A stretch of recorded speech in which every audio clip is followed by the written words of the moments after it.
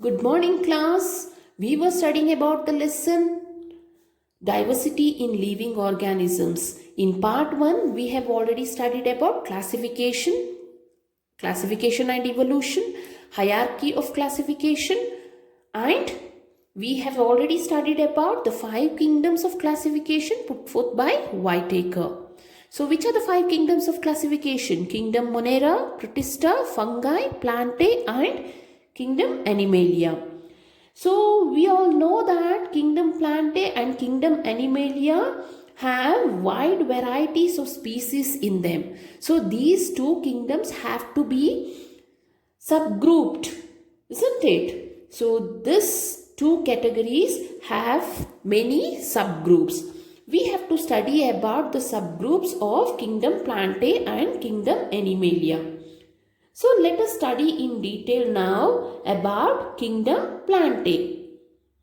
So in Kingdom Plantae, how the classification is done, how the plants are grouped into subgroups, different subgroups.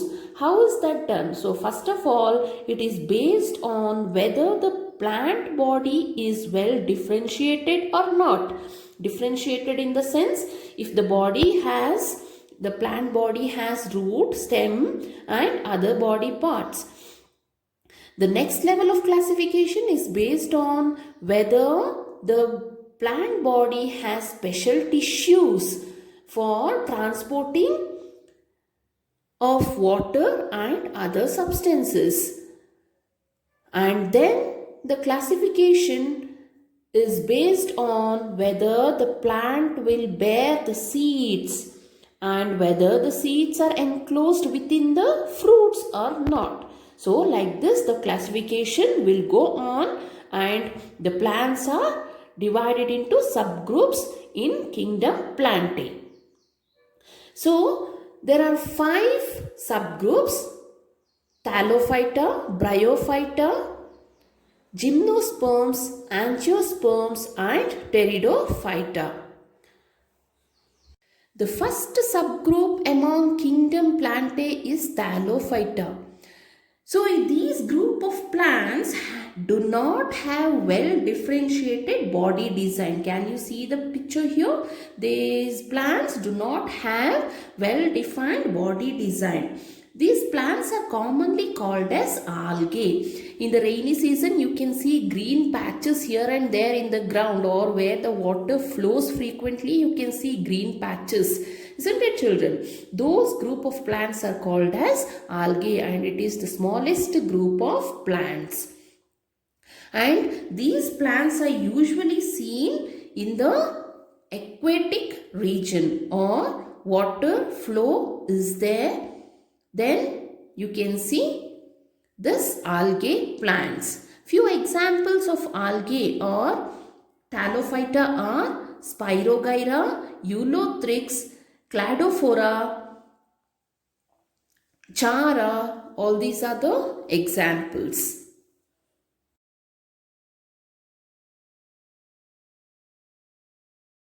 The next subgroup of Kingdom Plantae is Bryophyta. Usually these plants are called as amphibians of the plant kingdom. You know why? Because it grows both in aquatic region and in dry region. So the plant body is usually differentiated into stem and leaves, but there is no special tissue for the conduction of water and other substances within the body parts.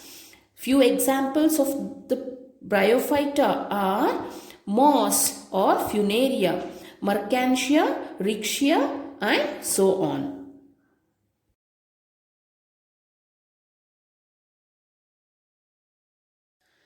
The third subgroup of Kingdom Plantae is Pteridophyta.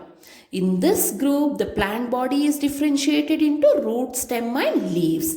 At the same time, these plants have specialized tissues for conduction of water and other substances from one part of the plant body to another.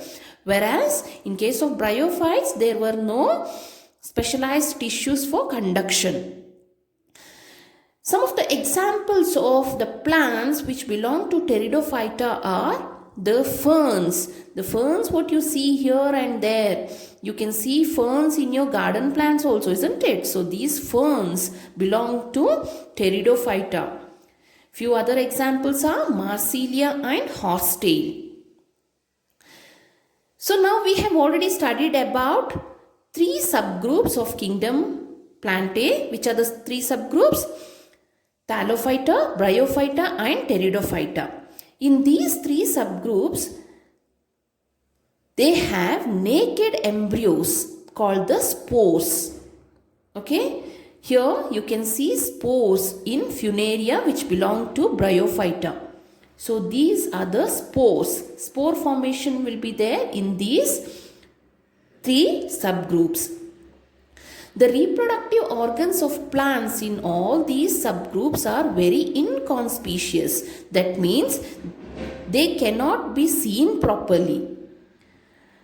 So these 3 subgroups, that is Thallophyta, Bryophyta and Pteridophyta, are called as cryptogamy. Why? Because they have hidden reproductive organs.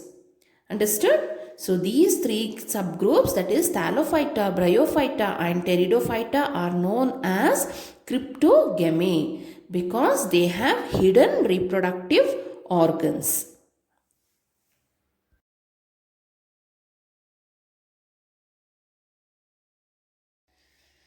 The next 2 subgroups are gymnosperms and angiosperms, and this group is based on whether the seeds are naked or enclosed in fruits.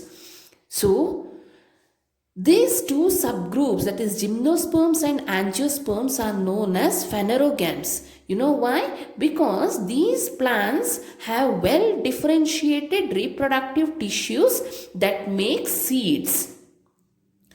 So the first group is known as cryptogamy, where the subgroups like thallophytes, bryophytes and pteridophytes are put in cryptogamy. Whereas in phanerogamy or phanerogams, we have gymnosperms and angiosperms because these plants have well differentiated reproductive tissues.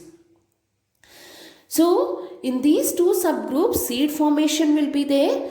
Seeds are the result of the reproductive processes. They consist of embryo along with stored food also. So about gymnosperms and angiosperms, let us study in detail. Gymnosperms. Gymnosperm is taken from 2 Greek words, that is gymno and sperma. Gymno means naked, sperma means seed. So altogether these plants are called naked seeds. That means the seed can be seen as it is. It is not enclosed within the fruits. So you can see the seeds as it is in the plants. The plants of this group bear naked seeds and are usually perennial, evergreen and woody. So these plants are woody plants and perennial plants. That means it grows for many years. Examples of the plants belonging to gymnosperms are deodar, cycas, pinus,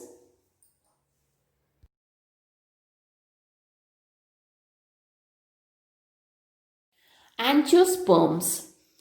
Again, this term is taken from Greek. Angio and sperma. Angio means covered, sperma means seeds. So all the plants in this group have covered seeds in them. And the seeds are developed inside an organ which is modified to become the fruit. And many of the fruits are edible. That means you can eat those fruits. These plants or angiosperms are also called as flowering plants. All the plants will bear the flowers. The seeds have structures called cotyledons. Cotyledons are also called seed leaves. What are they called as? Cotyledons are called as seed leaves because in many instances they emerge and become green when the seed germinates. You all have studied about the germination process of seed in your smaller classes. There you can see the seeds germination and the seed or the cotyledons turn into green color when the seed germinates. So, cotyledons are also called as seed leaves. The cotyledons represent a bit of pre-designed plant in the seed. The angiosperms are divided into two groups according to the number of cotyledons present in the seeds. If there are single cotyledon, then the plants are said to be monocots or monocotyledonous plants. If the plants have the seeds with two cotyledons, then those plants are called dicot plants or dicotyledonous plants. Monocots and dicots. Mono means single cotyledon. Di means two. So, two cotyledon in plants. The angiosperms are called as flowering plants and the cotyledons are also called as seed leaves because they turn green when the seed germinates. The plant is further categorized into two groups according to the number of cotyledons in them, that is monocots and dicots.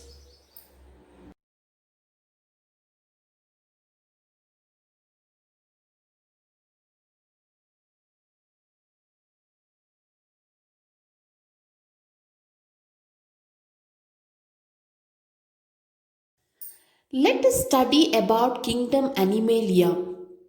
Here also there are many varieties of organisms found and it is subdivided into different phylums.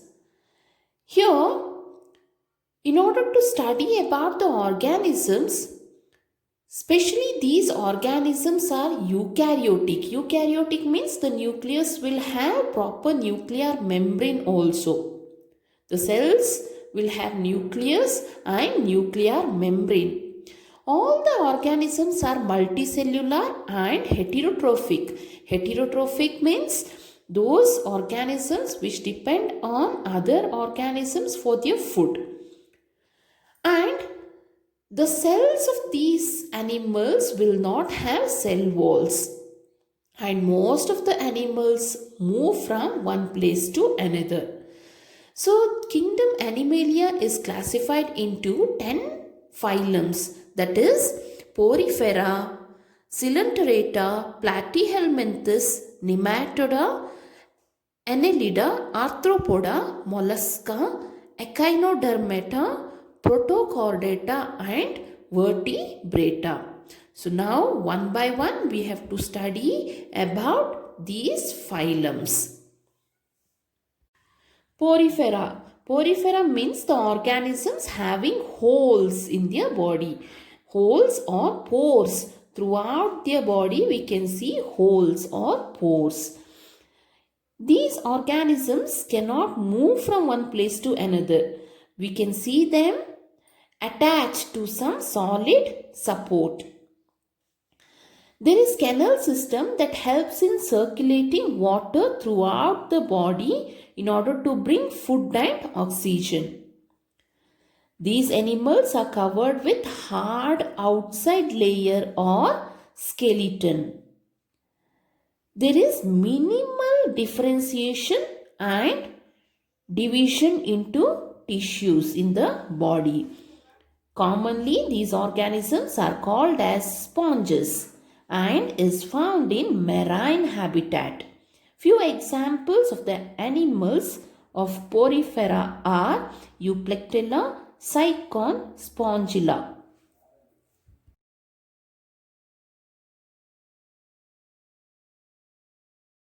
Coelenterata, also called as Cnidaria. These animals are commonly found in water and show more body design and differentiation than the porifera.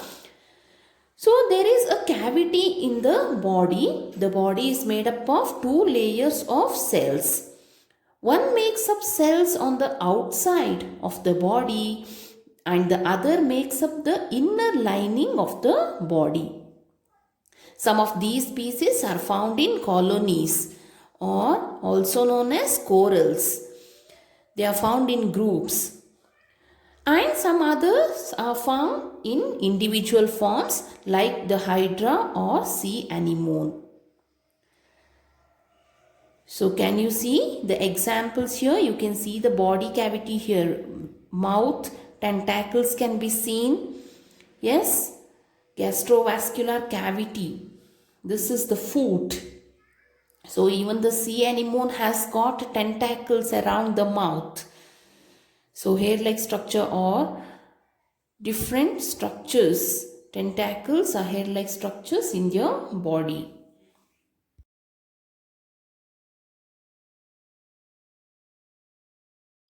Platyhelminthes. The body of these animals are far more complexly designed than the other two what we have studied just now, that is Porifera and Coelenterata.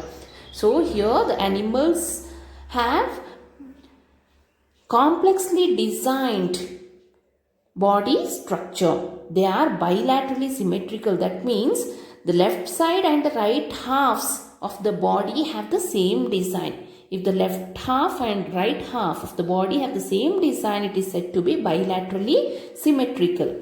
At the same time, there are three layers of cells from which tissues can be made. Since three layers of cells can be seen, these animals are also triploblastic. Triploblastic means triplo means three layers. So three layers of cells can be seen in these animals.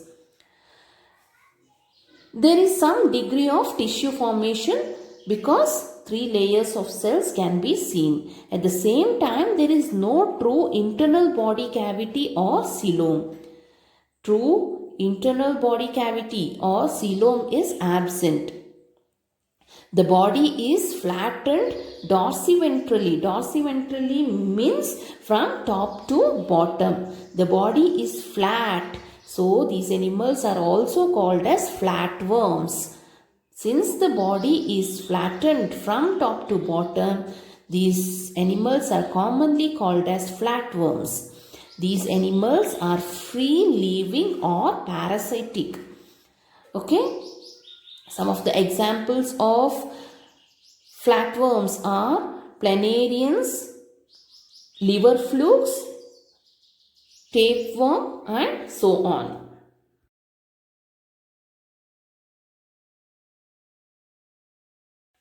Nematoda. Here the organisms have bilaterally symmetrical and triploblastic body structure.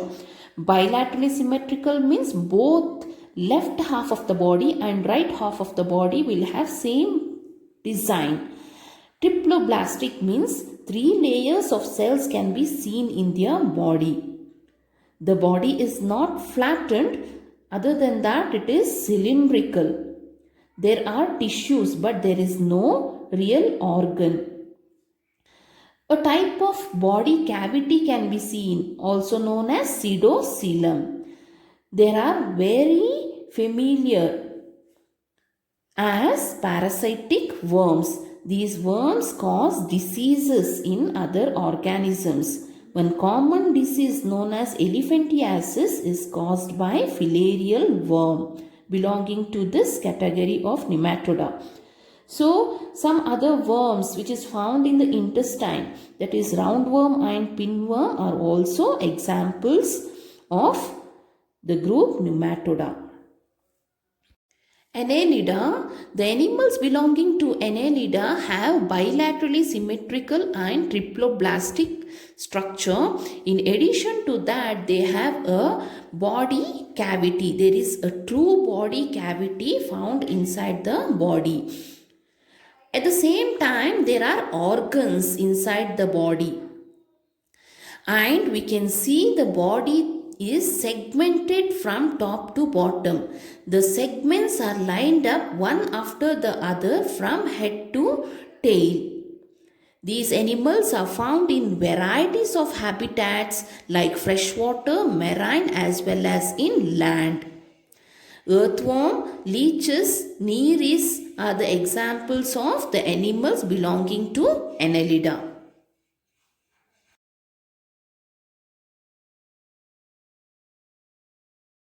Arthropoda, as compared to other phylums, in this group we can see more number of animals. Here the animals have jointed legs. So arthropod means jointed legs. These animals are bilaterally symmetrical and segmented also. They have the segments from top to bottom or from mouth to tail. There is an open circulatory system, so we cannot see blood vessels in their body. There is open circulatory system. The blood flows everywhere. The cynomatic cavity is blood filled. The body cavity, the inside of the body has blood in it. Some familiar examples of the animals belonging to arthropoda are prawns, butterflies, houseflies, spiders, scorpions, crabs, and so on. All of you are familiar with these animals, isn't it, children? So, all these animals with jointed legs belong to phylum Arthropoda.